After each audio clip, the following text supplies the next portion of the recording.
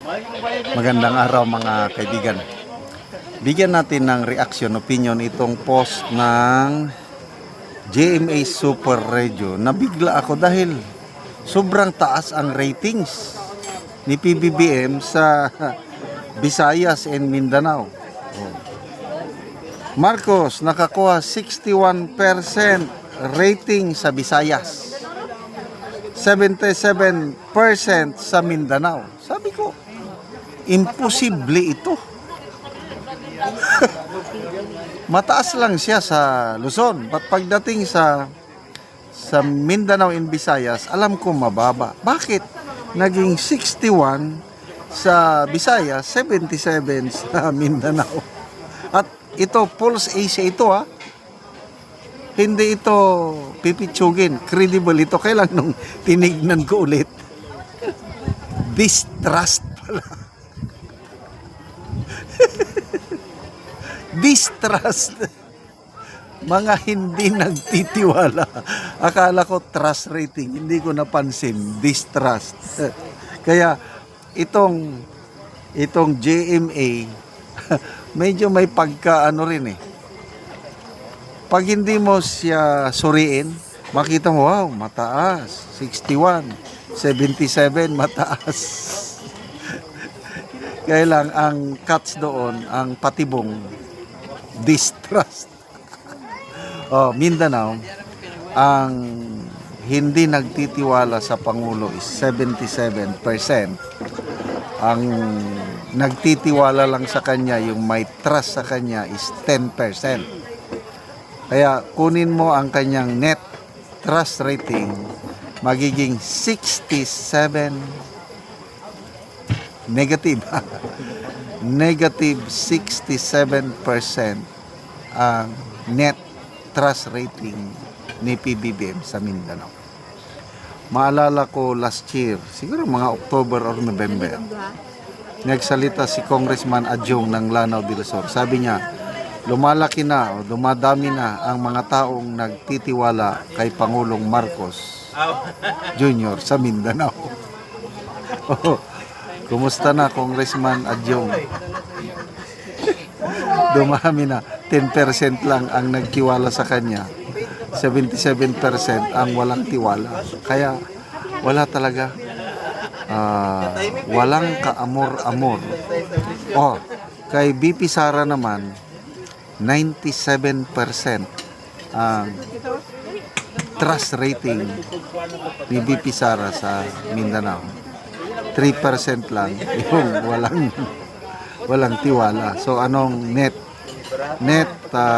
trust rating niya is 94%. Kaya no wonder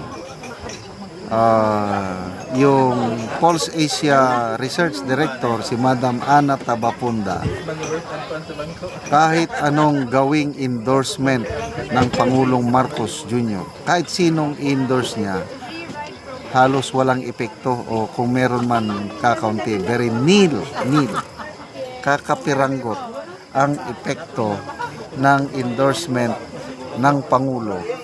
Kahit sinong endorse niya, hindi mananalo sa Visayas and Mindanao. Paano ngayon yan? Sa NCR, mas mataas din ang ratings ni BP Sara kumpara kay PBBM. I think, kung tama yung maalala ko, nasa 45% ang trust rating ni BP Sara sa NCR, nasa 28% lang si PBBM. Wala na. 3 geographical areas, NCR, Visayas, Mindanao, baluarte ni BP Sara. Medyo malakas-lakas lang si PBBM sa Luzon. Well, of course, Luzon. Kanya na yan. So, kaya dahil sa mga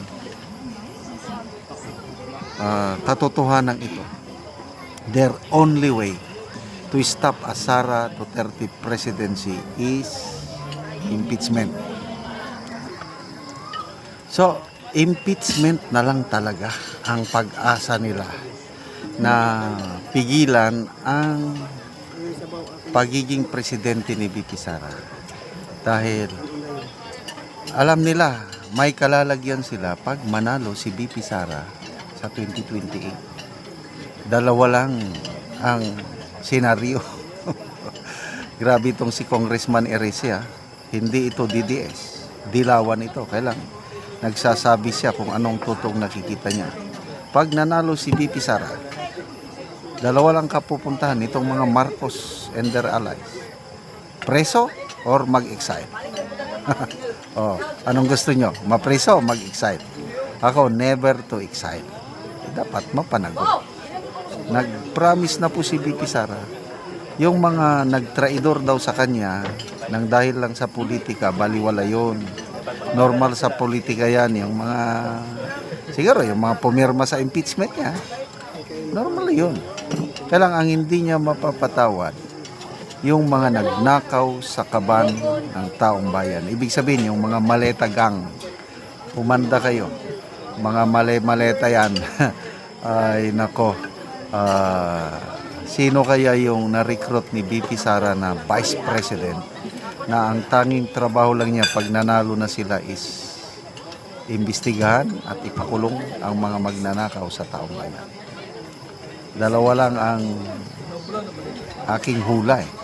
Kung hindi si Senator Marcoleta, si Senator Alan Peter Cayetano.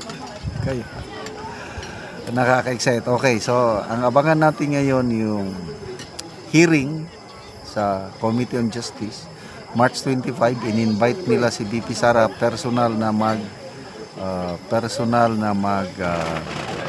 present ng evidence. Kasi itong Committee on Justice lumalabas wala pang hawak na ebidensya as of now. Gusto nilang magpalabas ng ebidensya si VP Sara. Kailang hindi nila maisahan si VP Sara. Palagay ko hindi mag-a-appear si VP Sara doon sa hearing nila itong March and April.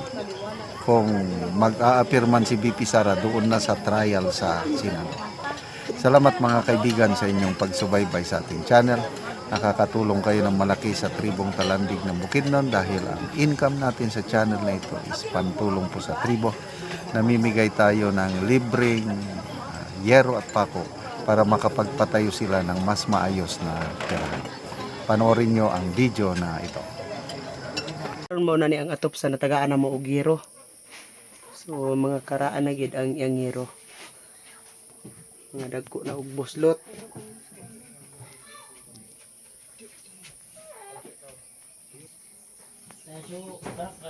Og mo na ni ang among gihatag nga yero. So mo na ni ang atopan ni Angkol sa nahatag siya nga yero karon.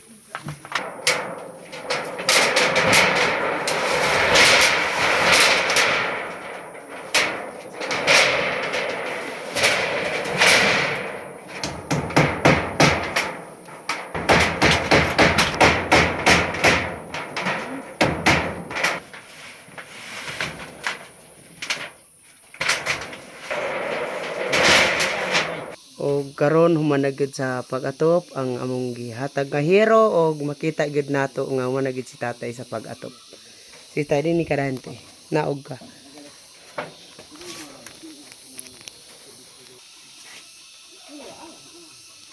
Aya pag inailistimat sa Ginoo og sa naghatag sa sin kay sigon sa gidugayon nga 20 na katuig aya pag ito nakailis sa atop kaning akong balay. Busa salamat kayo. Oo, so dugay na gyud tay ang imong balay nga ang imong atop so bago pa napulihan. Aya pa nga dili na magkatabang ang ulan. Gaulanan na gyud. Matulo. Kay dugay naman. Ngano man tay sa 20 na katuig ang imong balay, imong atop wala gyud ka nakapalit og sin nga para lang mapulihan. Ako kay mag-uumaraman ko.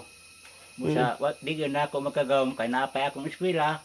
Ang akong kwarta igo ra in town sa eskwela walay budget nga para sa sin. So wala na budget. Oo.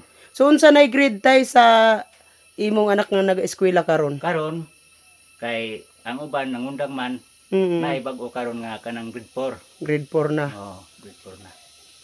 So salamat kayo tay. No, daghang salamat sab.